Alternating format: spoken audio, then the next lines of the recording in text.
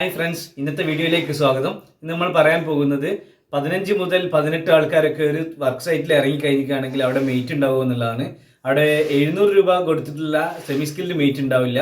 അവിടെ അൺസ്കിൽഡ് വേതനമായ 346 രൂപ കൂലി വാങ്ങുന്ന സാധാരണ ആക്റ്റീവ് മെയ്റ്റ് മാത്രം ഉണ്ടാവുന്നതാണ്. 6 ദിവസങ്ങളിലായിട്ട് 20 തൊഴിൽ ദിനം വെച്ചിട്ട് 120 തൊഴിൽ ദിനം ഉണ്ടെങ്കിൽ, ശരാശരി 20 തൊഴിൽ ദിനം ഒരു ദിവസം ഉണ്ടെങ്കിൽ മാത്രമേ സെമി സ്കിൽഡ് മെയ്റ്റിനുള്ള വേതനമായ 700 രൂപ ലഭിക്കുകയുള്ളൂ. അല്ലെങ്കിൽ ആക്റ്റീവ് മെയ്റ്റ് ആയ 346 രൂപ കൂലി കിട്ടുന്ന വേതനം കിട്ടണമെങ്കിൽ അത് അൺസ്കിൽഡ് മസ്റ്റോളിൽ പേര് വരുത്തണം. അപ്പോൾ ആദ്യമേ ഉറപ്പിക്കണം ആ സൈറ്റിൽ 20 ചുവടെയോ പണിക്കാരുള്ളൂ എങ്കിൽ അപ്പോൾ നിങ്ങൾ അൺസ്കിൽഡ് വേതനമായ മെയ്റ്റിനുള്ള വേതനം അടുപ്പിക്കണം. അതല്ലെങ്കിൽ 6 ദിവസങ്ങളിലായിട്ട് 120 ചുവടെയാണ് തൊഴിൽ ദിനം ഉള്ളത് എങ്കിൽ അതിൽ സെമി സ്കിൽഡ് വേതനവും കിട്ടില്ല, അൺസ്കിൽഡ് വേതനവും കിട്ടില്ല. അപ്പോൾ ആദ്യമേ നോക്കിയിട്ട് ഇപ്പോൾ ഒരു സൈറ്റിൽ 20 ചുവടെയോ ആൾക്കാരുള്ളൂ എങ്കിൽ നിങ്ങൾ ആദ്യമേ അൺസ്കിൽഡ് വേതനമായ സാധാരണ തൊഴിലാളിയായിട്ടുള്ള ആക്റ്റീവ് മെയ്റ്റിനുള്ള മസ്റ്റോൾ അടിക്കാൻ ശ്രമിക്കുക. അല്ല എങ്കിൽ 25-30 ആൾക്കാരുണ്ടെങ്കിൽ 20 ആൾക്കാർ ശരാശരി വരുന്നുണ്ടെങ്കിൽ സെമി സ്കിൽഡ് മസ്റ്റോൾ അടിക്കുന്നതിന് നോക്കുക. ഇത് സെമി സ്കിൽഡ് മസ്റ്റോൾ അടിച്ചു കഴിഞ്ഞ് ഒരാഴ്ചയിൽ 120 തൊഴിൽ ദിനത്തിൽ ചോടെയാണ് തൊഴിൽ ദിനം വരുന്നതെങ്കിൽ അവർക്ക് ഒരു പൈസയും ലഭ്യമാക്കാൻ കഴിയാത്തതാണ്. അതുപോലെ അൺസ്കിൽഡ് വേതനവും ലഭിക്കാൻ കഴിയാത്തതാണ്. ഇത് ആദ്യം നമ്മൾ പറഞ്ഞ് ട്രെയിനിങ്ങിൻ്റെ പ്രോഗ്രാമിൽ എല്ലാ മെയ്റ്റുമാർക്കും കിട്ടിയിട്ടുള്ളതായിരിക്കും. ഇന്നത്ര തൊഴിലാളികൾ ഉണ്ടെങ്കിൽ മാത്രമേ നിങ്ങൾക്ക് 700 രൂപ കൂലി കിട്ടുകയുള്ളൂ എന്നുള്ളത്. ഓക്കെ, ഞാനിവിടെ പറഞ്ഞിട്ടുള്ളത് ഒരു കമന്റ് വന്നതിനുള്ള മറുപടി ആയിട്ടാണ്. ഒരു കമന്റ് ആയി ചോദിച്ചിട്ടുള്ളത് 700 രൂപ കൂലി എന്ന് മുതലാണ് ലഭിക്കുക എന്നുള്ളതാണ്.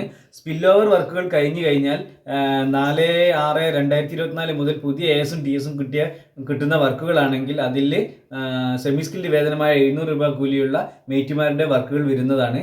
അതിന് മുന്നേ ഉള്ള സ്പിൽ ഓവർ വർക്കുകൾക്കെല്ലാം അൺസ്കിൽഡ് വേതനമായ 346 രൂപ കൂലിയിൽ വർക്കുകൾ ലഭിക്കേണ്ടതാണ്. വേറെയും വർക്കുകൾ ഏതെങ്കിലും സ്പിൽ ഓവർ വർക്ക് അല്ലെങ്കിൽ പഴയ വർക്കുകൾ എസ്റ്റിമേറ്റ് ആക്കി വെച്ചതുണ്ടെങ്കിൽ ആ വർക്ക് ഓടിക്കുമ്പോഴും ആക്റ്റീവ് മെയ്റ്റ് ആയ 346 രൂപ കൂലിയെ കിട്ടുകയുള്ളൂ. എന്നാലും അവർക്ക് കണ്ടിന്യൂസ് ആയിട്ട് 12 ദിവസം വർക്കിനിറങ്ങി റൊട്ടേഷൻ ക്രമത്തിൽ മെയ്റ്റുമാരെ തീരുമാനിക്കേണ്ടതുമാണ്. വേറൊരു ചോദ്യം ചോദിച്ചിട്ടുള്ളത്, ഗവൺമെന്റ് ജോബുള്ള ഒരു വീട്ടിൽ നിന്നുള്ള ആൾക്ക് അവർക്ക് വർക്ക് എടുത്തുകയാണെങ്കിൽ, തൊഴിലുറപ്പ് കൂടി വർക്ക് അടിച്ചു കഴിഞ്ഞിട്ടാണെങ്കിൽ വർക്കിന് ഇറങ്ങാൻ പറ്റുമോ എന്നുള്ളതായിരുന്നു. അത് തീർച്ചയായും പറ്റുന്നതാണ്. അതുപോലെ ഗവൺമെന്റ് ജോലിക്കാരനാണെങ്കിൽ പ്രസ്തുത ഗവൺമെന്റ് ജോലിയിൽ നിന്ന് വന്ന് ലീവ് എടുത്തതിന് ശേഷം മാത്രമേ വർക്കിന് ഇറങ്ങാൻ പറ്റുകയുള്ളൂ. ഇനി ഭർത്താവാണ് ജോലിക്ക് പോകുന്നതെങ്കിൽ ഭാര്യയ്ക്ക് തൊഴിലുറപ്പിൽ ഇറങ്ങുന്നതുകൊണ്ട് കുഴപ്പവുമില്ല. ഗവൺമെന്റ് ജോലിക്കാരനും നമുക്ക് തൊഴിലുറപ്പിലെ കൂലി നൽകാം. അവർ വർക്ക് എടുക്കണം, തൊഴിലാളികളെ പോലെ തൊഴിലെടുക്കുമെങ്കിൽ മാത്രമേ പണം ലഭ്യമാക്കാൻ പറ്റുകയുള്ളൂ. മറ്റൊരു കമന്റ് ചോദിച്ചിട്ടുള്ളത് കാപ്പിത്തൈകൾ നടുന്നതിനെ കുറിച്ചായിരുന്നു. കുഴിയെടുക്കുന്ന ഓരോ ചെടിയും നടുന്നതിന് കുഴിയെടുക്കുന്നത് 60 സെന്റിമീറ്റർ നീളവും 60 സെന്റിമീറ്റർ വീതിയും 60 സെന്റിമീറ്റർ താഴ്ച, അഥവാ 2 അടി നീളം 2 അടി വീതി 2 അടി താഴ്ച എന്നുള്ള രീതിയിൽ കുഴിയെടുക്കുന്നതാണ്. അത് ഒരു M3 എത്ര രൂപ ലഭിക്കുമെന്നത് കണക്കാക്കിയിട്ട് അതിനുള്ള ക്വാണ്ടിറ്റി നോക്കേണ്ടതുണ്ട്.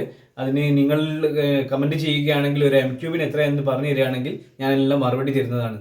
ഞാനിതിവിടെ പറഞ്ഞത് കാപ്പിത്തൈകൾ നടുന്നതിനുള്ള ഒരു കമന്റ് ചോദിച്ചിട്ടുണ്ടായിരുന്നു. കാപ്പിത്തൈകൾ നടുകയാണെങ്കിൽ ഒരാൾ എത്ര കുഴി എടുക്കണം എന്നുള്ളത് അതിന്റെ പരിപൂർണമായിട്ടില്ല. ഒരു കുഴി എടുക്കുന്നതല്ല, ഒരു M3 കുഴി എടുക്കുന്നതിന് എത്ര രൂപ എന്ന് കണക്കാക്കിയിട്ട് എത്ര കുഴി വരെ എടുക്കാമെന്നുള്ളതാണ്. അത് നിങ്ങളുടെ എസ്റ്റിമേറ്റ് കിട്ടിക്കഴിഞ്ഞാൽ നിങ്ങളൊന്ന് ഇതിൽ കമന്റ് ചെയ്യുകയാണെങ്കിൽ ഞാൻ ആ കമന്റിലുള്ള മറുപടി ആയിട്ട് വീണ്ടും വരുന്നതാണ്. പിന്നെ മറ്റൊരു കാര്യം നിങ്ങൾ ചോദിച്ചിട്ടുണ്ടായിരുന്നത് കഴിഞ്ഞ വർഷം വർക്ക് ചെയ്തതിന്റെ കൂലി ഇതുവരെ കിട്ടിയിട്ടില്ല എന്നുള്ളതാണ്.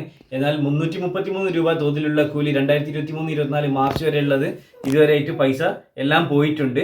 അപ്പോൾ ആ അക്കൗണ്ട് മാറി വരുന്നുണ്ടെങ്കിലുള്ളൂ. ജനുവരി മുതൽ വരുന്ന പൈസ ആധാർ ബേസ്ഡ് പേയ്മെന്റ് ആണ്. അപ്പോൾ നിങ്ങളുടെ അക്കൗണ്ടിൽ മാറി വരുന്നുണ്ടോ എന്നുള്ളതൊന്ന് ചെക്ക് ചെയ്താൽ മതി.